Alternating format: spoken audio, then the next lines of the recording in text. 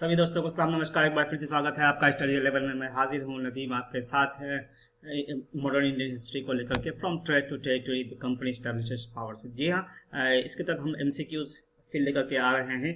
और आइए कि हमने जो डिस्कस किया है आपके साथ पार्ट 6 में, वो ये था कि रॉबर्ट क्लाइव के बारे में हमने बताया था। फिर उसके बाद नवाब वुड्स और नवाब या नवाब के बारे में। फिर इसी तरह से हमने एक्सपेंशन पॉलिसी ऑफ ईआईसी बताया था, और फिर ब्रिटिश रेसिडेंट्स के बारे में, और फिर साथ ही सब्सिडियरी अलायंसेस। जी हाँ, और उसके बाद पार्ट 7 में हमने आपसे के साथ डिस्कस किया था एंग्लो मैसूर वार पर। जो एंग्लो मैसूर वार, जो 4 वार इस लड़े गए, कैसे कैसे लड़े गए, और किस तरह से अंग्रेजों ने इसमें मैसूर को वहाँ के पूर्व की डायनेस्टी को उनके हवाले किया, और फिर वो सारे का सारा सब्सिडियरी अलायंस भी उनसे साइन करवाया। जी हाँ, और फिर नेक्स्ट हम लोग आते हैं एंग्लो मराठा वार पार्ट 8। हम लोगों ने आपके साथ डिस्कस किया था एंग्लो मराठा वार, जो 3 बार लड़े गए, कैसे कैसे लड़े गए, और उसी पर एमसीक्यू था। आइए अब आपके साथ हम डिस्कस कर रहे हैं ब्रिटिश पारामाउंसी पार्ट 9, और उसी पर डॉक्ट्रिन ऑफ लैप्स भी। तो पहला क्वेश्चन आपके साथ शेयर करते हुए, during British rule under whose reign the policy of paramountcy was initiated. Warren Hastings, Lord Cornwallis, Lord Hastings, William Bentinck. The answer is here Lord Hastings होगा। जी हाँ, लॉर्ड हेस्टिंग्स जो है जो गवर्नर जनरल हुए 1830 से लेकर के 1823, और उन्होंने एक नई पॉलिसी लाई जिसका नाम था पारामाउंसी। यानी पारामाउंसी का मतलब क्या था कि यानी कि हमारा जो पावर, हमारी जो अथॉरिटी है वो पारामाउंट है, वो सुप्रीम है, और कोई भी इंडियन स्टेट से उससे ज़्यादा पावर है। यानी कि the company claim that its authority was paramount or supreme, hence its power was greater than that of Indian states. तो इसी के मद्देनजर इन्होंने क्या अपने इंटरेस्ट को प्रोटेक्ट करने के लिए उन्होंने कहा कि भाई यहाँ पर हमको एनेक्स करना पड़ेगा। यहाँ पर के इस किंगडम को थ्रेटनिंग दिया कि हम आपको एनेक्स कर लेंगे, आप ऐसा नहीं करोगे तो। यानी कि कोई न कोई कारण बताया जो आपके यहाँ पर ये गड़बड़ी है, वो गड़बड़ी है, इस तरह से करके। जी हाँ, और इसी पॉलिसी को बाद के गवर्नर जनरल ने भी अपनाया। तो यानी कि लॉर्ड हेस्टिंग्स को जनक कहा जाता है पारामाउंसी की कंसेप्ट को विस्तार देने का। जी हाँ, जनक। तो आइए हम आगे बढ़ते हैं नेक्स्ट क्वेश्चन पर, और देखते हैं कि Rani Channamma and Rayanna, a poor चौकीदार of Sangoli, was associated with which of the following state or uprising who revolted against the British? जब पारामाउंसी की बात आती है, तो पारामाउंसी में जब अपना ये इसी तरह से पावर का मिसयूज करने लगा, तो कुछ स्टेट ऐसे थे जिन्होंने विरोध किया।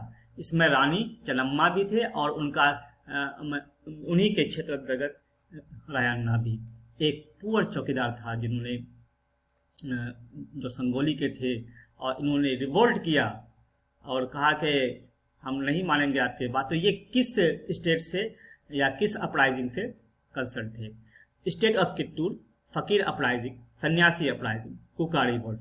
The answer is state of Kittur. जी हाँ, स्टेट ऑफ कित्तूर की रानी चन्नम्मा और Rayanna poor chowkidar of Sangolli.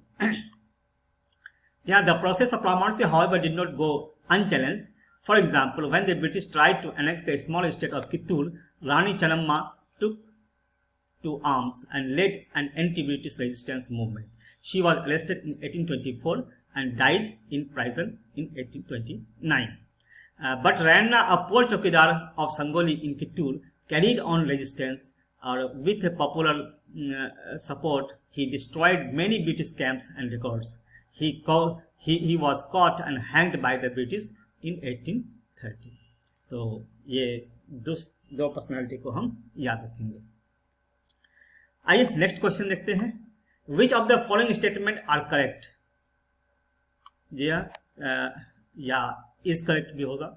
The British fought a prolonged war with Afghanistan between 1838 and 1842 and established indirect company rule there.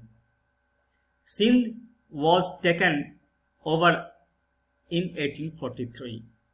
After the death of Maharaja Ranjit Singh in 1839, two prolonged wars again were fought with the Sikh kingdom, and ultimately in 1849 Punjab was annexed.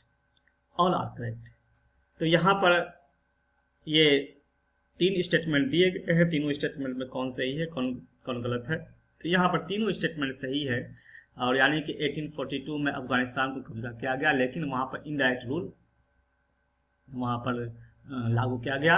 1842 1843 में सिंध को कब्जा किया गया, और 1849 में 2 सिख वार, Anglo Sikh वार के माध्यम से 1849 में इसको पंजाब को भी, यानी सिख किंगडम को भी कब्जे में लेकर के